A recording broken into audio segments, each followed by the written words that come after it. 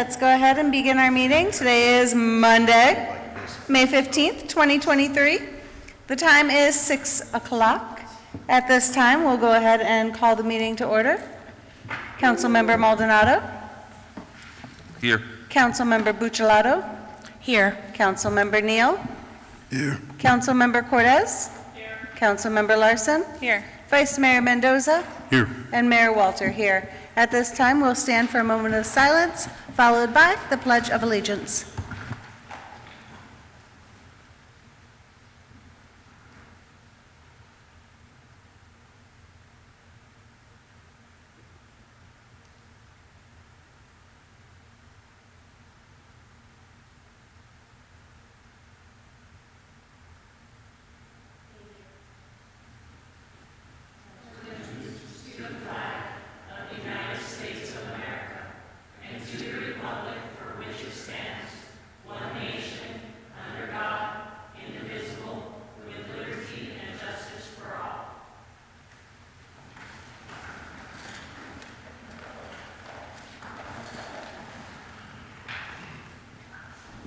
At this time, we'll go ahead and open up our first call to the public. Is there anybody in the audience that would like to speak at this time?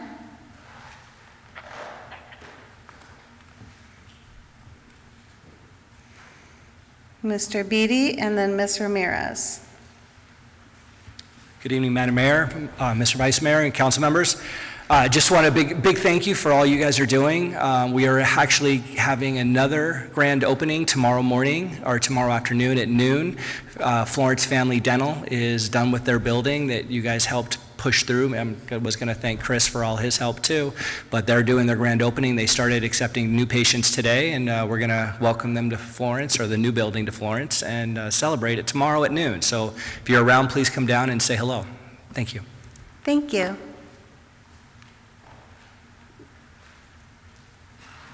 And Ms. Ramirez. Thank you. Good evening, Council.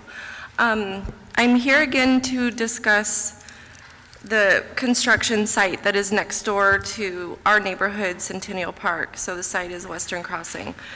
And I guess ultimately I'm here to really see. I've been handed our dust policies, and I understand the policy with Pinal County.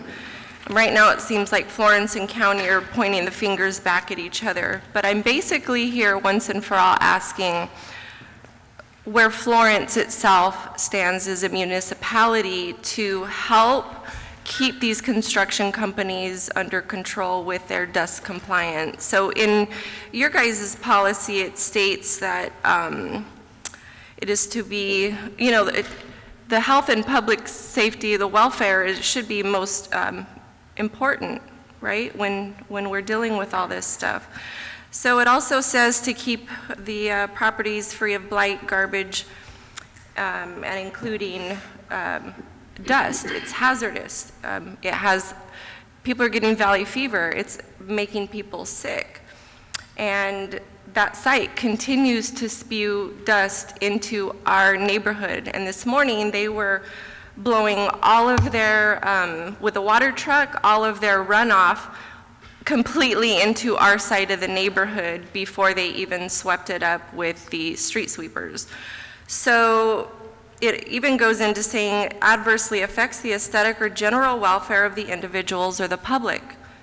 The dust is hazardous to people's health. It's making people's allergies bad. It's giving them valley fever, and some people are even dying from valley fever. And I, for the life of me, can't understand why our municipality, the city of Florence, isn't even creating stricter policy or what have you to keep these sites managing their dust better. The high school's next door, there's a medical facility, the dialysis next door, and it's constant.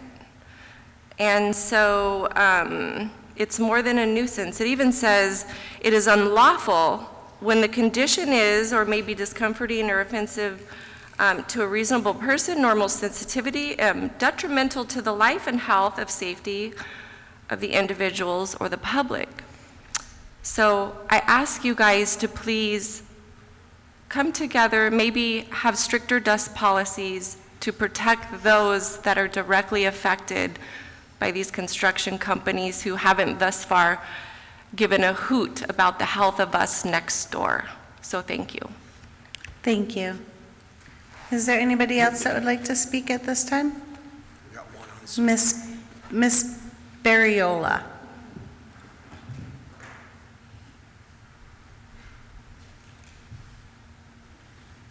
Thank you.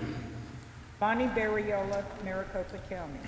As most of you already know, at the turn of the century, I was the grants writer for the Florence Preservation Foundation while rehabilitating many buildings in Florence, such as the Clark House, Silver King Marketplace, Chapel of the Gila, etc., while being senior planner with Pinal County. Jeff Graves is to be commended for the excellent coverage he has done providing the status of the many legislative bills this year. We in the Arizona Heritage Alliance have worked diligently to get funding for the state parks portion of the Heritage Fund, which includes grants for both historic preservation and outdoor recreation. With the approval of the budget last week, for the third year in a row, it was funded. $6 million was approved this next fiscal year. $3 million goes to state parks for their use, $1.8 million for historic preservation grants, and $1.2 million for outdoor recreation grants. Florence has yet to take advantage of this funding for either their parks or the rehabilitation of historic properties. Councilmember Cortez has expressed an interest in having the town rehabilitate the carriage house at the Silver King. A Heritage Fund grant could provide 60% of the rehabilitation cost. I would be happy to work with you to get an estimate of the cost. 69 projects throughout the state have been funded utilizing these funds the past 2 years. From 1990 to 2009, when the Heritage Fund was in existence and counseled by the legislature during the extreme economic downturn, Florence was third in the state, only behind Phoenix and Tucson in dollar amount utilized for the Heritage Fund. The current scoring for an approved grant leans toward government entities applying. Won't the town please include match for a grant for rehabilitating the carriage house in their budget and write a grant for 60% of the cost? As said earlier, I would be happy to work with you to get an estimate of the total cost. Thank you. Thank you so much. Also, just for some background, from the Arizona League of Cities and Towns, I also sat on the panel where we motioned that the funding go through for recommendation to the state budget. And at that time, Florence had received the most from that funding mechanism in the past for the buildings that have been rehabilitated in our community. So there is a wealth of resources, and I trust our staff can seek them out. We recently had a new town manager join our ranks, and he is quickly becoming acclimated to the community and the projects that we have ahead. So thank you so much for that. At this time, we'll go ahead and close the call to the public and move on to item 6A, which is presentations. We are going to begin with a virtual briefing presentation from representatives of Baker International and Maricopa Association of Governments on the Superstition Vistas Multimodal Transportation Planning Study. Mr. Harvey Kraus.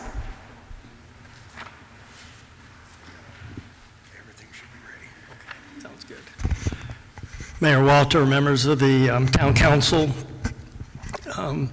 This year, the Maricopa Association of Governments, MAG, initiated a transportation planning study for a large area in northern Pinal County, which impacts the town of Florence, as well as Apache Junction, Mesa, the Gila River Indian Community, Queen Creek, the Arizona State Land Office, ADOT, and Pinal County, and they formed a stakeholder group, which I am representing the town of Florence. They have developed a robust public outreach program with the TAC, the Technical Advisory Committee, as well as a series of virtual community meetings, the first one being June 1st. and briefings of each of the agencies that are participating in this study, Town of Florence being one of them. This is the first briefing of the Town Council. Another one will come later in the process. And Hannah Quinsley of MAG, she's the project director. She'll be leading the virtual briefing this evening. And they have hired Baker International. Kevin Kugler is the representative and the project manager for Baker International. You may remember Baker. They've done some work in Florence. They actually led the last general plan amendment or general plan update. So without further ado, I'm going to turn it over to Hannah, and she has a PowerPoint, and they will present the study and give you an overview of where they're headed with this study. Thank you. Thank you so much, Mr. Krautz. And Kevin is going to assist me with sharing our PowerPoint.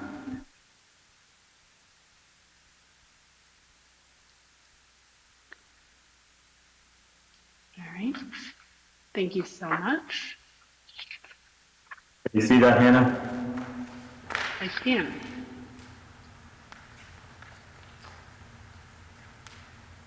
Madam Mayor and council members, it's my pleasure today to offer you an introduction to the Superstition Vistas Multimodal Transportation Planning Study. We're going to talk about the goals and objectives and process, as well as the timeline, to hear any input, issues, or concerns you may have and wish to offer to our project team to be aware of for us to consider throughout the duration of our planning process. Kevin, if you could advance to slide number 2.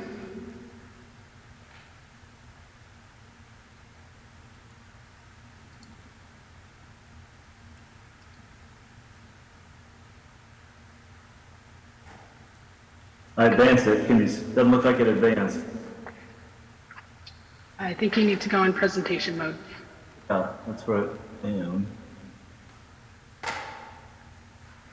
You want to go to slideshow and then hit from beginning. Yeah.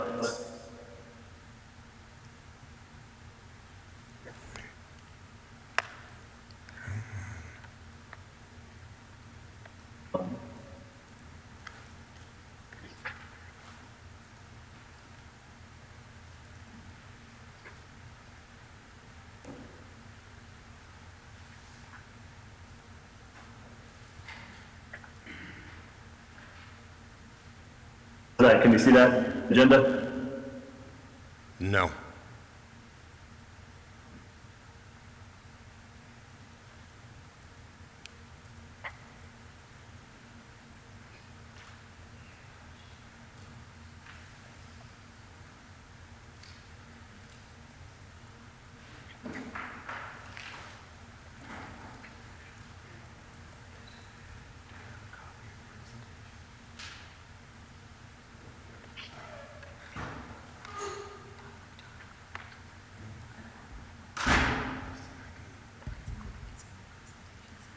Oh, wait.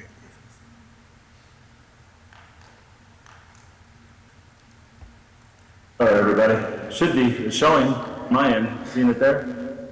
Okay, well, if you could just hide the notes and you can just click on each individual slide there because we're seeing it not in presenter mode. So if you want to go to slide 2, just click on it. There you go. Thank you. All right. Thanks, Kevin. And I wanted to introduce myself. My name is Hannah Quincy. I'm a transportation planner with the Maricopa Association of Governments. I'm joined tonight by Kevin Kugler, who's a principal with Michael Baker International, who is the lead on the consultant side supporting our project. And thank you.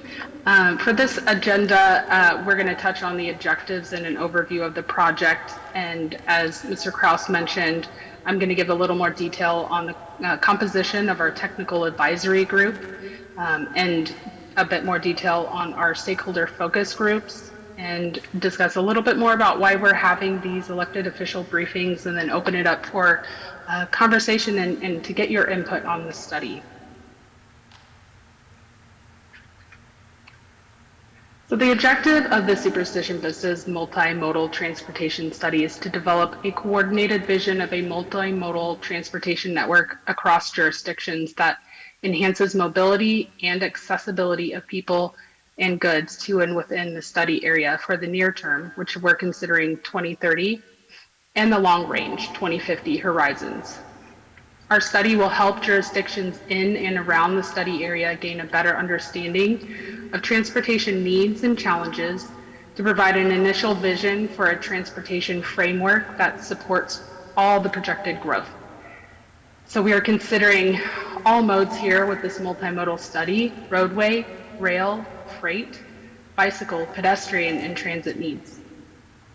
The transportation network and service alternatives and the recommendations that we develop will build upon not only existing needs, but the anticipated growth and development to occur. We're looking at the planned roadway extensions, and we'll incorporate those. We'll look at existing and planned energy and water infrastructure systems, which are so important to consider as we grow transportation needs. Land use plans, we'll do travel demand modeling, and our goal is to create a shared vision amongst all stakeholders. Next slide, please. So I'll give you a better understanding here of our study area. It's very large. Our study area consists of approximately 287 square miles in northern Pinal County. It's located in the southeastern portion of our overall region. The study area boundaries include Haas Road on the west side, that's going through the city of Mesa, the town of Queen Creek, and then further down to the Santan Mountain Park. On the southern border, it traverses the Gila River Indian community, the Santan Valley, and the town of Florence, all the way along Arizona Farms Road. And then we're heading north along State Route 79 to the US 60 on the eastern side. And then on the northern side, we have Southern Avenue in the cities of Apache Junction and the city of Mesa. I also wanted to note that the Arizona State Land Department manages a significant a majority of the lands east of the Central Arizona Project, the canal that really bisects the entire study area. Touching on our study process, this is an 18-month-long study, and we've really got the wheels into motion. We've got about a year left, so we'll conclude next summer. And it will be formulated through a series of 6 fundamental tasks, the first being project management. The second task is a very comprehensive and collaborative public and stakeholder outreach approach that spans the entire length of the study. This includes 2 rounds of elected official briefings, the first one being tonight, and another one later in the study, and I'll touch on that here later in the presentation. In addition, as Mr. Kraus mentioned, we are having our first virtual community open house on June 1st. Task 3 will be collecting data and doing analysis of existing and forecasting conditions. In Task 4, we're developing vision and goals and developing multimodal transportation system alternatives. In Task 5, we'll develop the transportation system recommendations and the implementation and funding plan. And finally, in Task 6, we'll prepare a final report and an executive summary.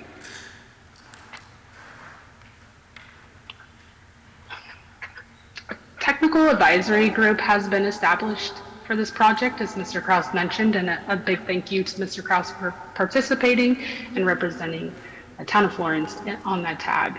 The tag consists of senior staff representatives from each government agency in the study area to oversee our project team's efforts over the course of the planning process.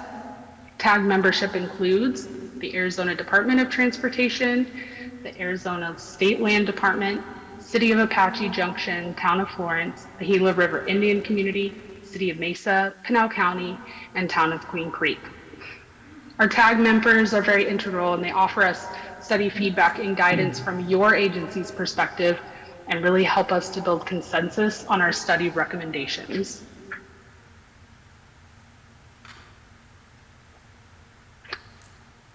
We are seeing considerable growth within Pinal County, as I'm sure you're all feeling those growth pressures. places economic pressure and traffic condition in and around the study area. And I really want to highlight that stakeholder coordination is an especially important component of this study to create a shared vision of the future multimodal transportation network. Along with our TAG agency coordination, we encourage stakeholders to, we are engaging our stakeholders to help us integrate existing infrastructure systems and plan development into our study's recommended transportation network, especially considering that the study area contains large tracts of state trust land, as well as significant energy and water infrastructure systems, both existing and planned for the future. So our stakeholders that we're engaging kind of fit into these 4 different stakeholder focus groups, but there are multiple stakeholders within each. So we have energy, water, and flood protection stakeholders, rail and freight providers, public transportation providers, and bike user groups. So we're planning to engage stakeholders at 3 separate milestones throughout the study. First, we've been conducting one-on-one individual interviews with each stakeholder for initial data collection, and then we're going to reconvene with our stakeholders at 2 other rounds of focus group meetings throughout the study, and that will help us to kind of review and then prepare draft alternatives and final recommendations. Again, touching briefly on the elected official briefings, I just wanted to emphasize that we're conducting 2 rounds of these elected official briefings.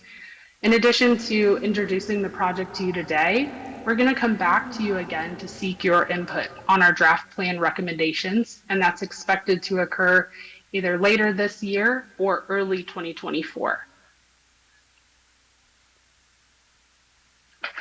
So, Madam Mayor and council members, that concludes my brief presentation of the project. I invite you to share any input that you would like to at this time pertaining to this study.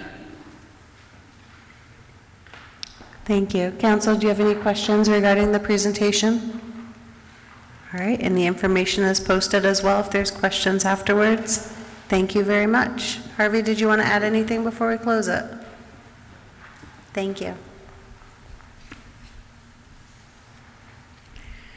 Item 6B is to proclaim May 21st to the 27th, 2023 as National Public Works Week. Just want to give everybody a little bit of background, and then council will be down to present Mr. Salas with a proclamation. National Public Works Week is observed during the 3rd full week of May to recognize the importance of public works in an organized society. And this year it does take place from May 21st to the 27th. The week-long observation also sheds light on the brave and essential role that the public works employees play in our lives. By definition, public works are the state-funded physical and social infrastructure of a country. From the sanitation of our roads to the dams and power grids, public works are an indispensable part of any developed society. At this time, let's go down and present the proclamation, please.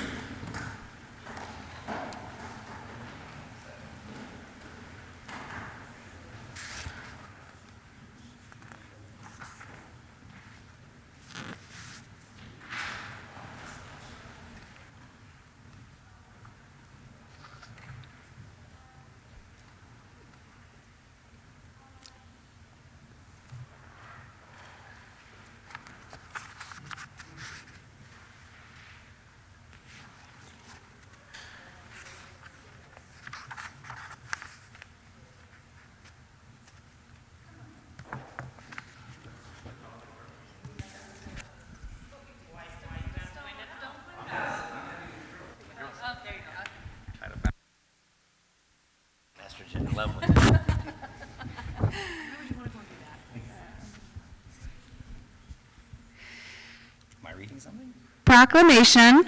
Whereas public works professionals focus on infrastructure, facilities, and services that are of vital importance to sustainable and resilient communities and to the public health, high quality of life, and well-being of people of Florence.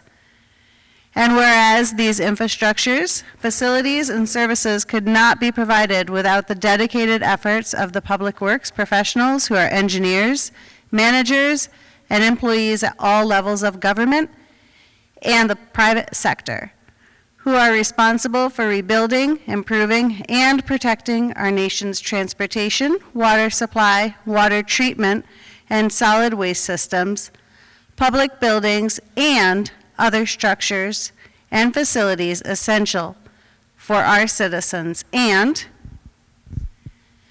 whereas in the public interests of the citizens, civic leaders, and children in Florence to gain knowledge of and to maintain an ongoing interest and understanding of the importance of public works and public works programs in their respective communities. Whereas the year 2023 marks the 63rd Annual National Public Works Week, sponsored by the American Public Works Association, Canadian Public Works Association. Therefore, be it resolved that I, Tara Walter, do hereby designate the week of May 21st to the 27th of 2023 as National Public Works Week. I urge all citizens to join with representatives of the American Public Works Association and government agencies in activities, events, ceremonies designed to pay tribute to our public works professionals, engineers, managers, and employees to recognize the substantial contributions they make in protecting our national health, safety, and quality of life. Mr. Chris Salas. So at the last meeting, we got to hear from our town clerk regarding her sense of pride in what she does, and essentially saying that what her job is the most important in the town. And while this is not a competition, I think every one of the directors that I share this town with feel the same about their individual group. I know I do. I know that my managers do, and all the way down to the town employees. Like I said, I have an immense amount of pride in what we do and how we do it and the changes that we've made over many, many years, and including my 7 years. So I appreciate the recognition of all the girls and guys who work in public works. Excellent. Congratulations.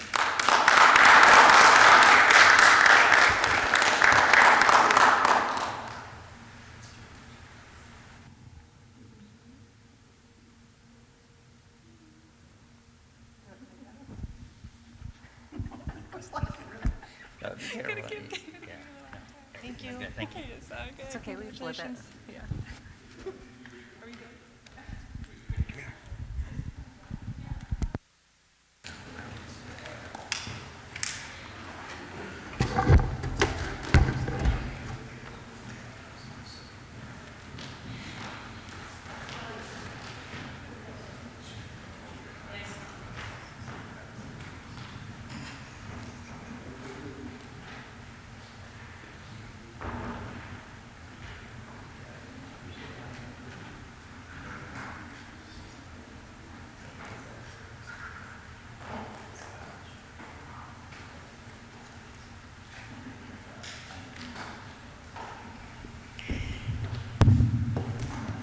Ms. Jimenez, did you want me to remove item C? Okay. I'm going to remove item C from the consent agenda at this time. The consent agenda, all items on the consent agenda will be handled by a single vote as part of the consent agenda unless a council member or member of the public objects at the time the agenda item is called. Item A, approval of change order number 1 to Amoresco contract for the installation of the fine bubble diffuse system at the South Wastewater Treatment Plant, streetlight system, and well 5 temporary fencing in the amount not to exceed $392,230. Item B, acceptance of the Sunrise Estate Phase 2 subdivision improvements to the warranty period, which shall be May 15th, 2023. And item D, accept the register of demands ending April 30th, 2023 in the amount of $3,025,324.88. At this time, this is our consent agenda. Is there any member of council or public that would like any item removed at this time? Seeing no such movement, we need a motion. Make a motion to approve the consent agenda as read. Second. Do you want me to say the removal? No? Okay, good. Motion and a second. All in favor? Aye. All opposed? Motion carries. 8A is new business, discussion approval, disapproval of closing Fund 19 Economic Development Fund and transferring the balance fund to 11 General Government Capital Projects Fund. Ms. Becky Jimenez. Thank you, Mayor, Vice Mayor, and Town Council. This agenda item is kind of a cleanup item. We have a very small fund that has some money in it that has been there for ages and no one has used it. So its best purpose, it's considered a capital projects fund. We want to go ahead and combine it with Fund 11 where any economic development projects would be funded anyway. So we're requesting at this time that we can transfer over into that fund. Let me see the amount. It's a little bit over $300,000. $373,769.50. All right, council, any questions? Seeing none, we need a motion. I have it. Wow, girl. I'm sorry, I looked to the right, looked to the left. See what happens when you challenge us? Move too fast. Councilmember Cortez, proceed.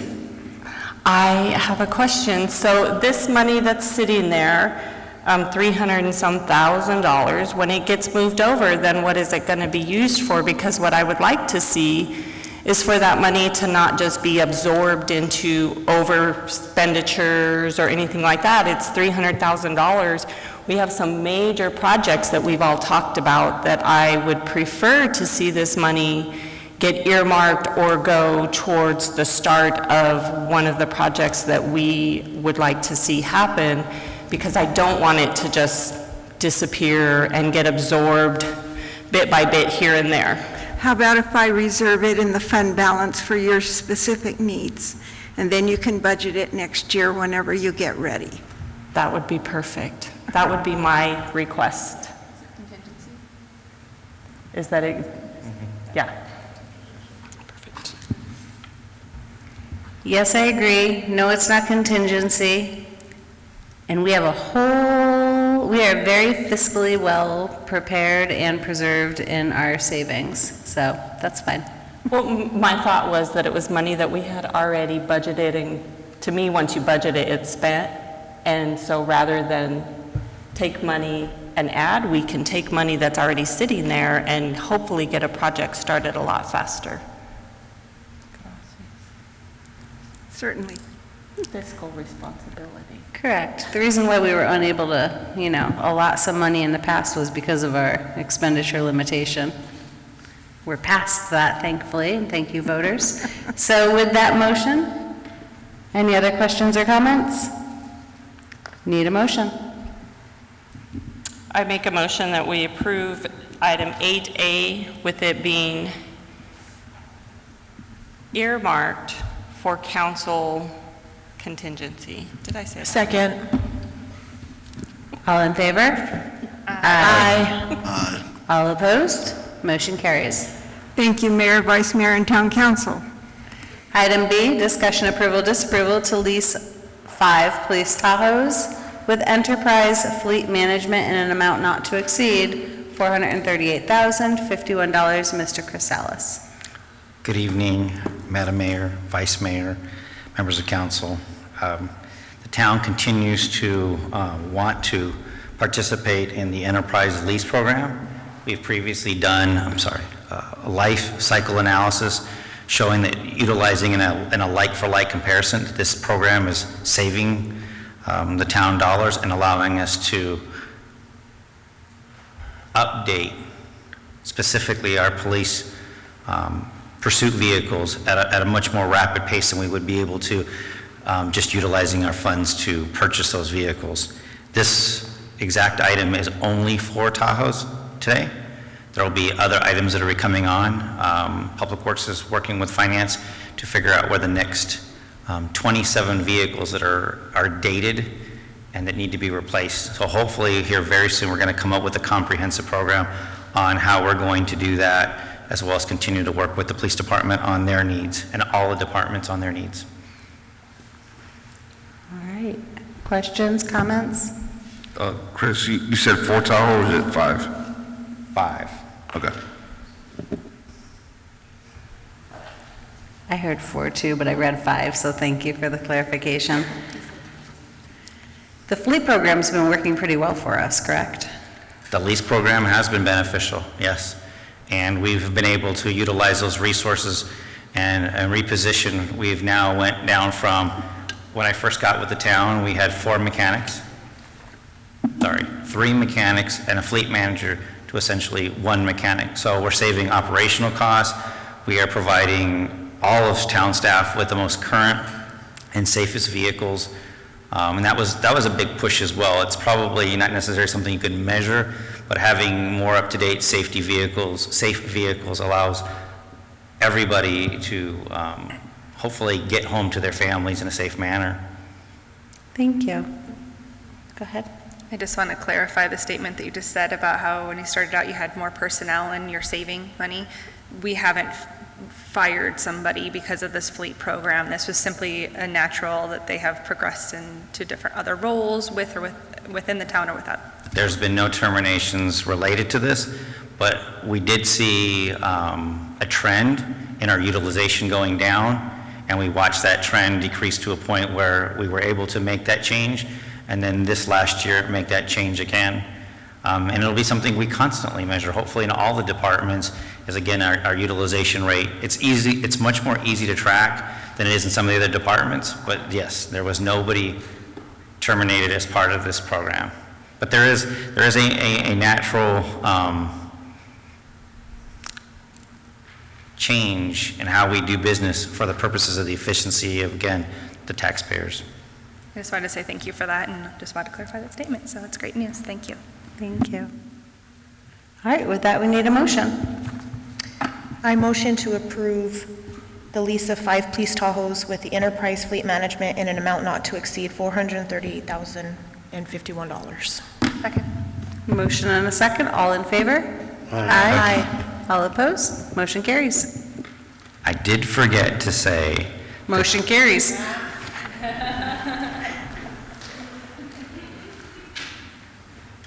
No, do you need to tell us something? I just wanted to let everyone know that the approximate delivery date is 15 months from when the order opens, which should be this month or next month. So there will be a significant time between when we're ordering it and when we'll receive those.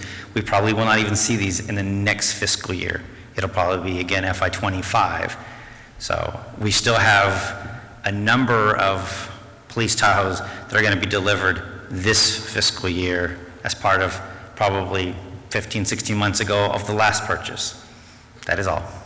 Thank you. That's where that planning comes into play, so appreciate that. Jeff, legislative report? Good evening, Mayor, Vice Mayor, members of council.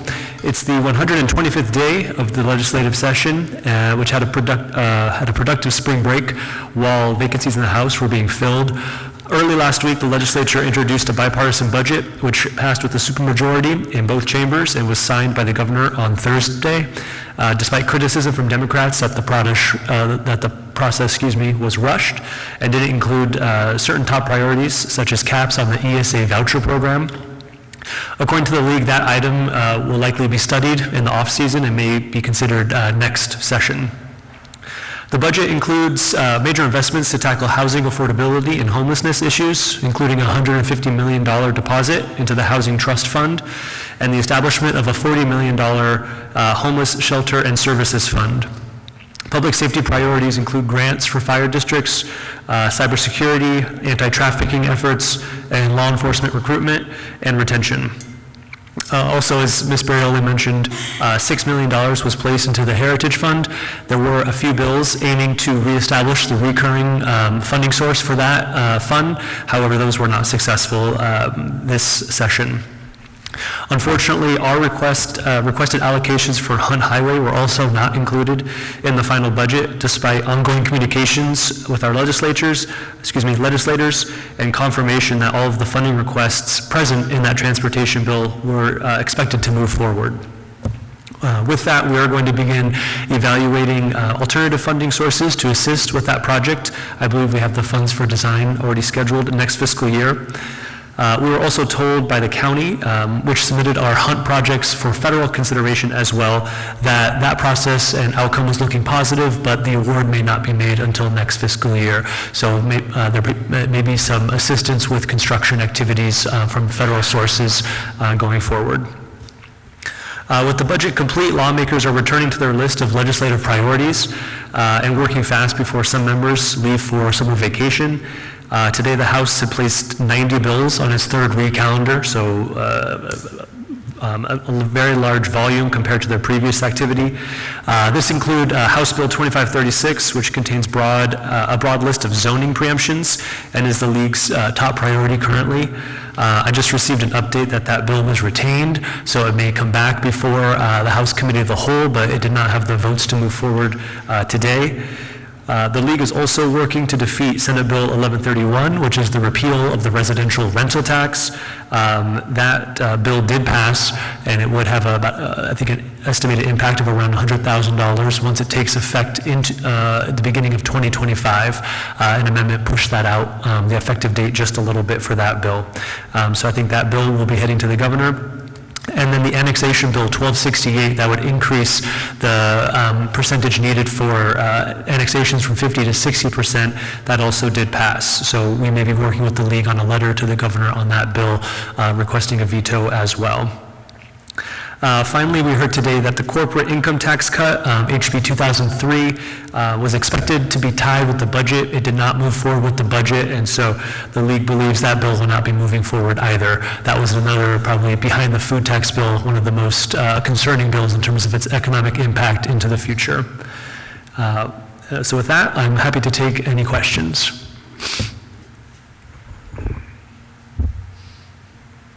I don't see any questions, but if we do, we'll follow up with you. Thank you. Town manager report?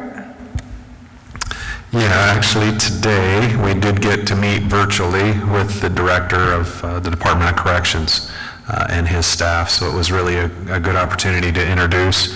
It was a brief meeting, but we had an opportunity to update them on the bridge, and that's critical to them and the timeframes there, essentially looking at the next dry up period on the facility so that we could actually construct. So that was good, continuing that and making sure we have the right connections with the department. In that conversation, reached some level of opportunity with them to talk about what they have planned. Obviously, being a new administration, they essentially said status quo is where they're at. That's the words that the director used for obviously the population there in our community, and requested at least 3 times to make sure that if they change or if they're making changes, that they let us know as soon as possible that they're headed in a direction either way, so that we want to be on top of that. And they had said, yes, we understand how important it is, and ultimately that was a good conversation. Also that I asked the director if and when they're coming, even for a 15, 30-minute opportunity to meet, if they were coming into the area, let us know, and we'll arrange to try to meet them quickly at minimum, and do a more direct follow-up in the future in person. So that was a good opportunity. They had postponed the opportunity about a month ago, so this was our opportunity to kind of put our foot in the door and make sure that they know we're looking for information that affects our community. So that was a good opportunity today, literally. And then last week, staff was able to meet with APS, talk about all the preparedness, obviously, that they're due statewide, but also locally on making sure there's redundancy and loss of power and how that affects us. And so the staff was able to meet with them. They do that annually. That was something they did where I was before, and do that here as well. So it was a good chance for myself to meet some of the APS connections there and make sure I know who to talk to and how, when power goes out, how do we know the latest information. So that was good for our public safety staff as well as others. So I'll leave it at that for now. Thank you. Thank you. Second call to the public. Is there anybody in the public that would like to speak? Online? Seeing none, I'll close the second call to the public. Call to the council. Councilmember Neal.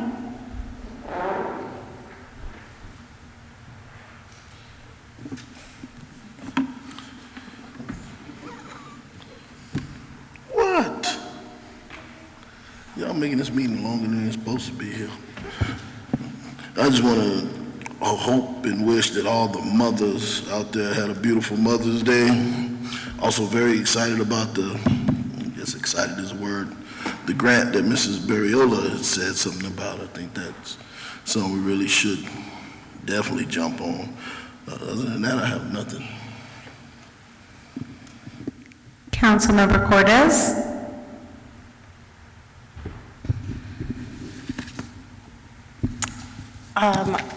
I'm glad you touched on the prison, and clearly things are moving faster than I am today.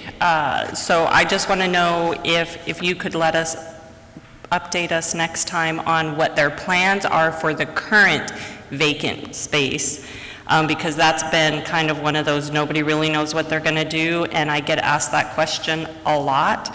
And so if we can always remember, they're in the town of Florence, we're not in their town, they're in ours, so they do owe us a courtesy, more than a courtesy, they owe us a big check for every time they decide to leave us out of a conversation that impacts our town drastically, because they are one of our top employers. So we need to make sure that we aren't asking, we are politely telling them that it would be more than courteous to include us in these conversations, especially when it comes to residents and also what they're going to do with that building. And so I was going to ask Jeff, and then I thought I'll just wait, because it didn't sound like our governor has picked a side on how she feels about prisons yet. She's too busy worrying about tamales right now.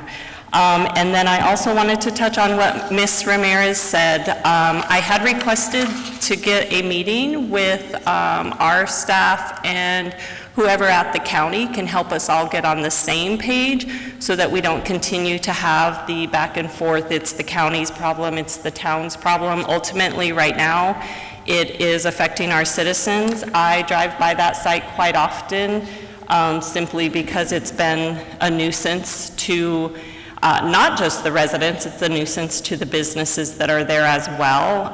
And so I'm more than concerned with just their health. I'm just concerned with the impression that they are making on our residents and the town of Florence as a builder.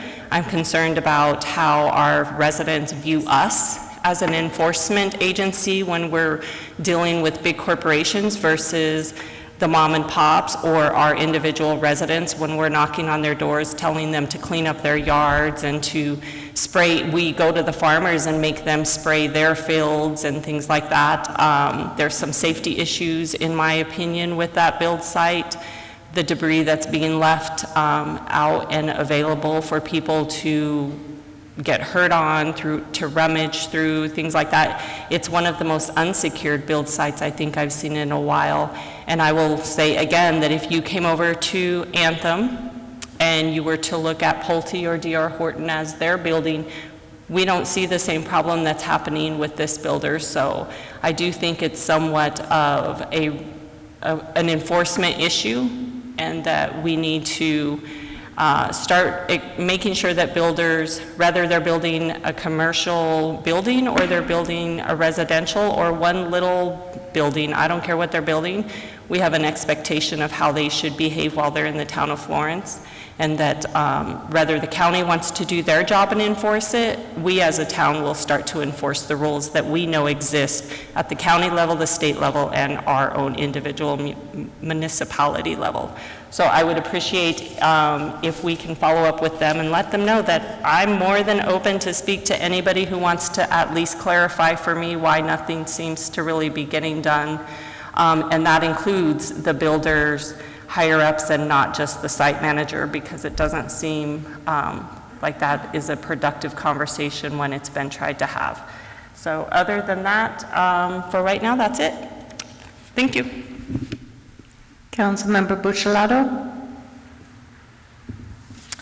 I have drove past that work site the past 2 weeks in a row, and I did notify Ms. Ramirez on one of them that they were spraying down the dirt and when they were extracting it, and it seemed to be like they were doing better while working with the dust issues on that day. But for the safety concerns, the one thing I saw was I seen other sites to where they've had like the pavers or the rocks at the end to help keep the dust from kicking up, and I've noticed that this one does not have that at the end of their exit, and there is only one exit out of there, so I would like to make sure that that is taken care of to help from carrying that rock and debris into the road, because when you try to go down 287 right there, there's a lot of debris in the road, a lot of rocks in the road, and that could be a potential issue.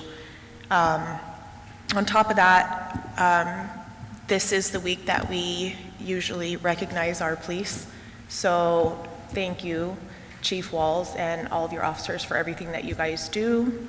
It is very much appreciated and noticed. So that's all I wanted to say. Thank you. Councilmember Maldonado?